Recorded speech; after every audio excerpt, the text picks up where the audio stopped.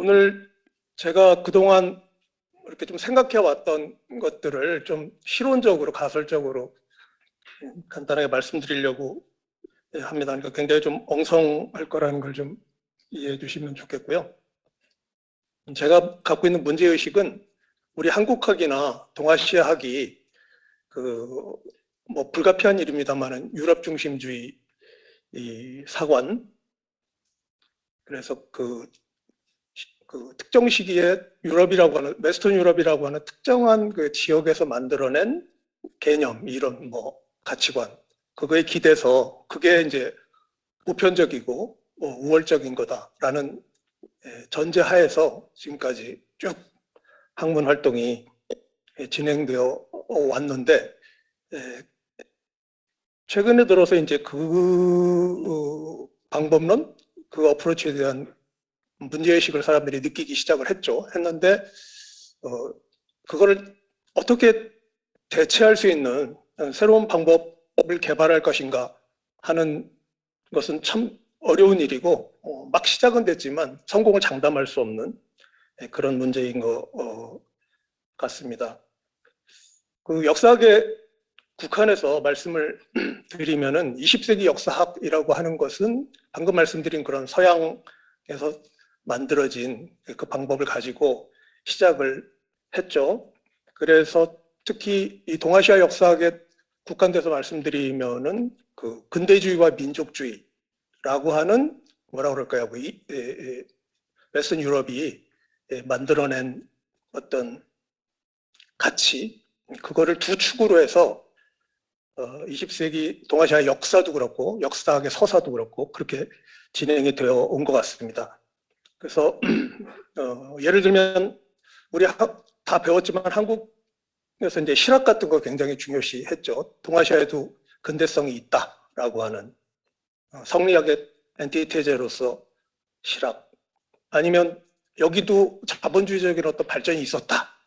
저기 조선에도. 그래서 뭐 김영석 선생의 내재적 발전론 같은 거, 혹은 영종조 시대의 유럽의 르네상스 같은 그런 문화 융성이 있었다라고 하는 발상, 그렇게 진행되어 왔고요. 일본도 뭐 그 오규소라이라고 하는 굉장히 근대성을 갖고 있는 학자가 도쿠가와 시대에 있었다라고 하는 걸 발견한 마루야마 마사오 같은 사람이 전후 일본 사상사를 뭐 거의 지배하다시피 해왔고, 중국에서도 양명학을 성리학에 대항하는 대학물로서 새롭게 발견하면서 사상사적으로도 근대성을 발견하려고 하는 그 힘들면서도 애처로운 노력들이 있었고, 자본주의 맹활론, 중국에서 벌어진 자본주의 맹활론이 아주 대표적인, 그러니까 큰 틀에서 보면 다 똑같은 거죠. 똑같은 건데 자세히 들여다보면 조금 차이가 있는 것 같습니다. 예를 들면 일본은 이 두 축이 좀 행복하게 결합된 측면이 있습니다. 왜냐하면 근대주의와 민족주의를 동시에 추구했던 메이지 유신이 비교적 성공적으로 진행이 되었기 때문에 이 근대주의와 민족주의가 양축이 충돌할 수 있는 가능성이 점점 많이 완화된 거죠. 그랬다가 대일본 제국이라는 민족주의가 폭주를 하는 바람에, 근대주의를 억누르고 민족주의가 폭주하는 바람에 하면서 대패망을 했기 때문에 전후 일본에서는 민족주의가 이제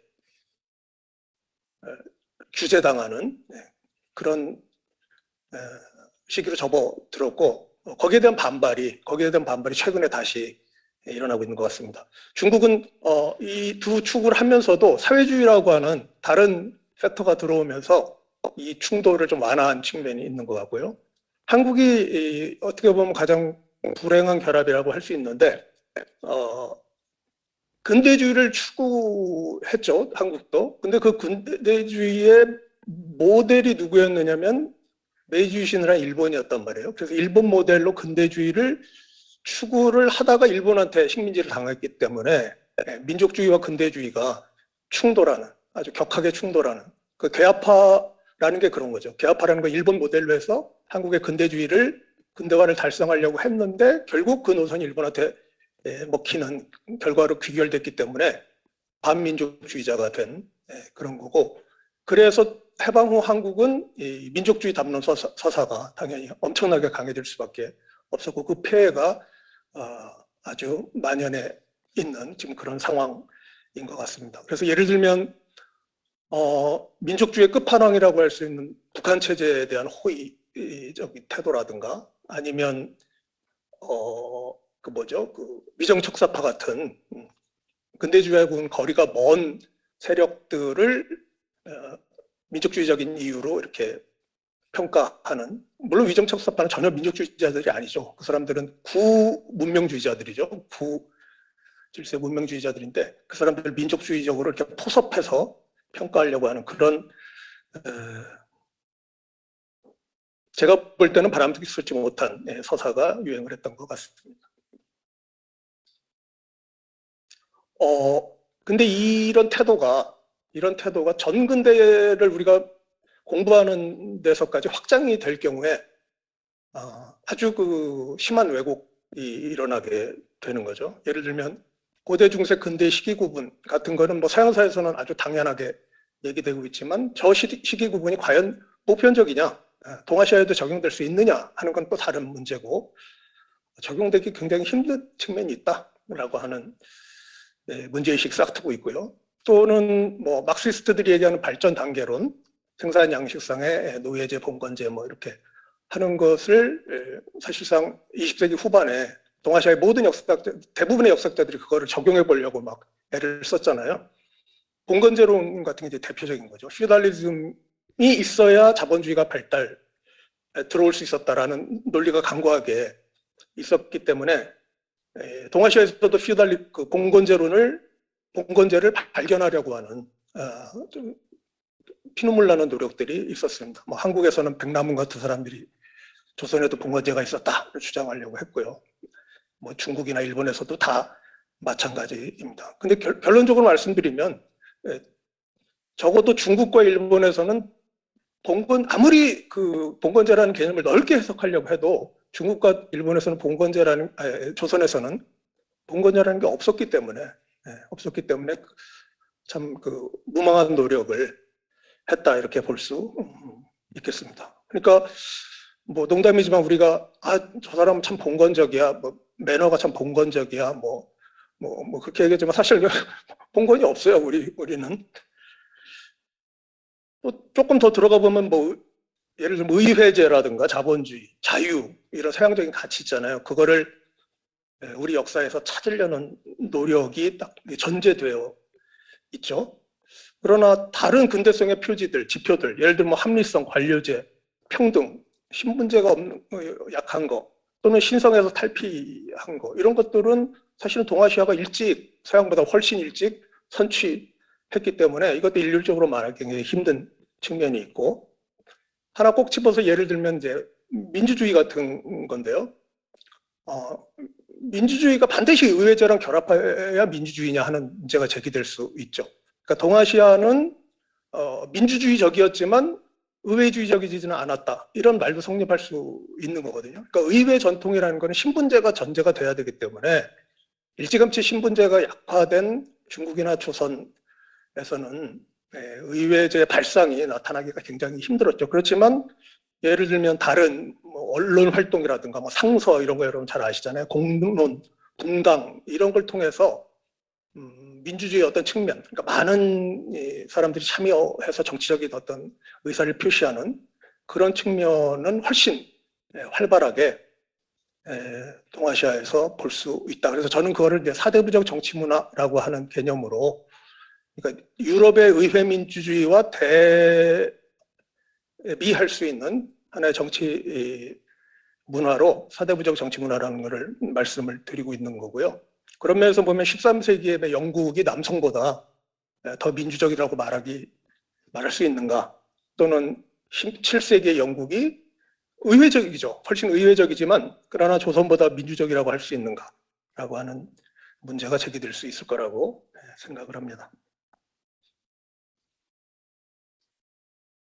또 하나 예를 들면은 법이라는 게 있죠. 법이라는 게 있는데 이제 도덕률의 어떤 현현으로서의 의미를 갖고 있잖아요. 근데 동아시아에 법이 있는가 하면서 찾아보면 뭐 법가라든가 경국대전 뭐 이런 뭐 무슨 대명률 이런 것들을 찾는데 그 동아시아의 법이라는 거는 서양의 로하고는 전혀 맥락이 다른 거예요. 도덕률의 현현이 아니죠. 도덕률의 현현은 예고, 예로서 이렇게 규율하는 거고, 그거에서 빠져나간, 또는 그 도덕률을 갖기를 기대할 수 없는 비교양인들 또는 하층민들, 이 사람들을 다스리기 위한 것으로서의 법이죠. 그러니까 로라고 하는 거하고는 차원이 다른 문제이기 때문에 동아시아에서 법이 있었는가, 법치가 있었는가를 찾는 연구 방법보다는 서양에서의 법치와 대비할 수 있는 대립물로서 예치를 갖다 놓고 둘을 비교해 보는 것, 그것이 각 사회의 어떤 핵심을 비교하는 데 훨씬 유효한 방법론이 아니겠느냐 하는 겁니다. 동아시아에서 부르주아지가 있었느냐를 찾으려는 시도를 하지 말고, 부르주아지와 동시대에 있었던 사대부, 한국의 뭐 사림이라는 것도 부르주아지만큼 드라마틱하게 등장을 하죠. 이걸 대비시켰을 때 얻을 수 있는 게 훨씬 많다라는 거죠. Industrial Revolution, 여기는 Industrious Revolution, 아주 그 좁은 그게 노동 집약적인 그런 걸 투여함으로써 생산력이 급증한 경험을 동아시아는 갖고 있죠. 인구가 많으니까 기계화할 필요가, 동인이 별로 없었던 거죠. 이렇게 나아간 거고, 그 다음에 자본주의 동업, 뭐 경영형 분홍 같은 거 우리 김영석 선생님이 막 찾아내가지고 히트 치셨잖아요. 근데 그런 게 굉장히 예외적인 현상이라는 게 이제 실증적으로 점점 드러나고 있는 마당에, 여기는 어떤 자본주의적인 대경영 농업으로 발전한 것이 아니고, 저 시계가 지금 멈춘 건가요? 한 10분 남았나요? 네, 전 지금 저 시계만 보고 있는데 시계가 계속 안 가네. 8분 남았어요? 예. 그런 게 아니고, 여기는 시간이 갈수록 경영 단위가 점점 좁아지거든요. 대규모 경영이 확장되는 게 아니라 좁아지는 거죠. 좁아지면서 더 조밀해지고 더 조직화되고, 농업에 막 정부가 집중하고, 그 소농들의 그 생존 전략, 요게 동아시아의 특징인 거고, 그 위에 지금 자본주의가 이루어지고 민주주의가 이루어졌기 때문에 그 자본주의와 민주주의가 이상한 특징을, 서양에서 기준에서 봤을 때는 이상한 성격을 가질 수밖에 없는, 그러니까 소농사회의 민주주의, 소농사회의 자본주의라고 하는 측면에서 분석을 해야 한국과 중국과 일본의 어떤 이상한 특별한 현상들이 좀 더 잘 이해될 수 있을 것이다 하는 겁니다. 그래서 이런 발전 단계론 같은, 서양을 중심으로 발전 단계론을 포기한다면 우리가 서양의 발전 단계를 모양을 모델을 하나 놓고, 또 동아시아 모델을 하나 놓고, 이것을 유형으로 구분을 해서 파악할 그 방법론이 훨씬 유효하지 않을까 하는 거고요. 거기서 제가 아주 실론적으로 동아시아에 옛날부터 있던 봉건과 군연이라는 개념이 있잖아요. 정치 개념에 불과한 건데, 요거를 좀 사회 유형론까지 확장시켜서 한번 만들어 보면 어떨까 하는 데서 한번 글을 쓴 적이 있고요. 유럽과 일본 같은 사회를 봉건 사회라고 놓고, 조선과 중국 같은 사회를 군연 사회로 개념화를 한번 해 보았습니다. 그 내용은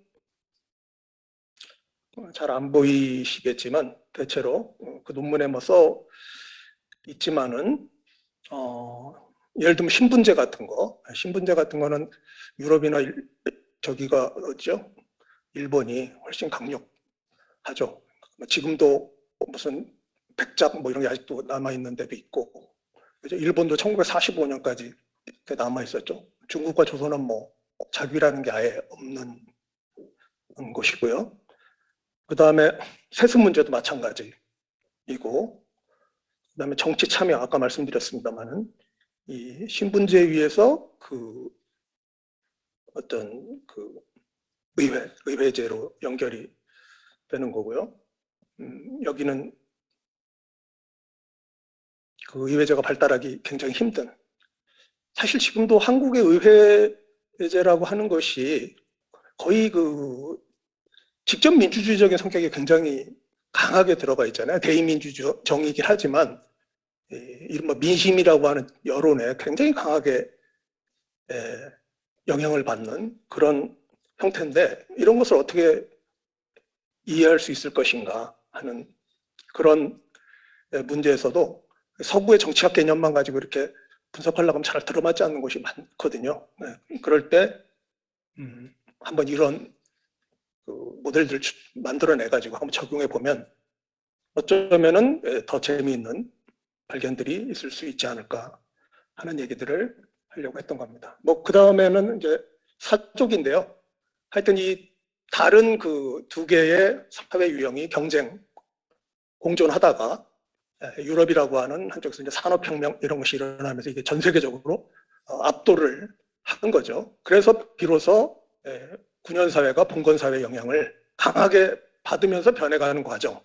이게 동아시아의 근대화, 이른바 근대화 과정인 거고, 이 동아시아의 근대화 과정이라고 하는 것은 동아시아가 유럽과 같은 근대로 점점 다가가는 최종 목적지가 거기라기보다는